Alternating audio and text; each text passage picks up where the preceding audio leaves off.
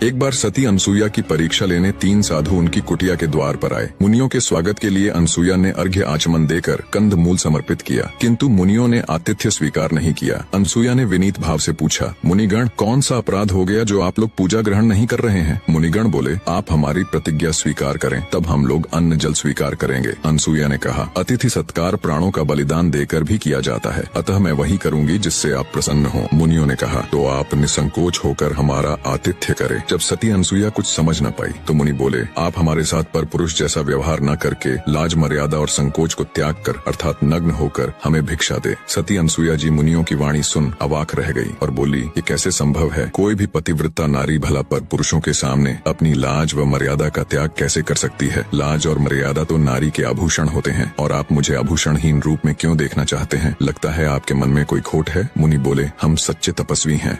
मुनियों ने कहा, तुम निर्वस्त्र होकर भिक्षा दो, अन्यथा हम जा रहे हैं, पर ये याद रखना, हमें ऐसे लौटाने का विनाशकारी परिणाम तुम्हें भोगना होगा। तभी अनसुईया जी ने ध्यान लगाया तो तपोबल से पता चला कि ये तीनों मुनि और कोई नहीं बल्कि ये तो स्वयं त्रिदेव ब्रह्मा, विष्णु और महेश हैं। पता चला माता लक्ष्मी जी, सती पार्वती और सरस्वती जी ने अपने अभिमानवश इनको यहाँ मेरा पतिव्रत्य नष्ट करने के लिए भेजा है। सब जानकर माता अनसुईया जी मुनियों को कुटिया के अंदर ले गई और आदर पूर्वक बैठा दिया। प्रार्थना की, यदि मैं सच्ची पतिव्रता हूँ तो यदि मैंने भूल से भी स्वप्न में भी पर पुरुष का ध्यान न किया हो तो तीनों त्रिदेव 6 महीने के शिशु हो जाएं। इतना कहते ही वे 6 महीने के बालक बनकर रोने लगे। माता ने निर्वस्त्र होकर स्तनपान कराया। महामुनि अत्रि अनसुईया के पति भी आ गए और सुकुमार बच्चों को देखकर आश्चर्यचकित हो पूछा, देवी, देव स्वरूप कमनीय, ये तीनों बच्चे किसके हैं? अनसुईया ने कहा, भगवान, ये आपके ही बच्चे हैं। भगवान ने स्वतः कृपा की है। महर्षि समाधि के द्वारा रहस्य को जानकर आनंदित हुए। आगे की तीनों देव अब छोटे बच्चों के रूप में माँ की गोद में खेलते और माँ से क्रीड़ाएं करते थे। दिन बीते, मास बीता, वर्ष बीता। तीनों देवियां घबरा गईं कि पतिदेव कहाँ चले गए। उन्हें इतना समय तो नहीं लगना चाहिए था। वे घर से निकल पड़ी और मंदाकिनी के तट पर पहुँच गई। इस बीच नारायण नारायण की ध्वनि के साथ नारद उपस्थित हो गए। देवियों ने किसी तरह नारद को रोका और विनय के साथ पूछा, तीनों देवता कहाँ चले गए? नारद ने अंगुली के संकेत से बताया, देखो देखो, वे अनसुईया की गोद में खेल रहे हैं। तीनों ने नम्रता से कहा, नारद, हम इस आश्रम में जाना चाहती हैं। अनसुईया अप्रसन्न तो नहीं होंगी? जो देवियां थोड़े समय पहले जिस अनसुईया की पतिव्रता को अपने अहंकार वश नष्ट करना चाहती थीं, जिन्हें लगता था कि उनसे बड़ी पतिव्रता एक साधारण भूलोकवासी कैसे हो सकती है, अब वो उनकी पतिव्रता की ताकत देख उनके सामने जाने से भी घबरा रही थी। नारद ने कहा, अरे देखती नहीं कि तुम्हारे पतिदेव बच्चे बने हुए किलकिला रहे हैं? सती जहाँ बैठाती है वहाँ बैठते हैं, जहाँ लिटाती हैं वहाँ लेटते हैं। अब जाओ, पति की आशा छोड़ राम राम जपो। आगे,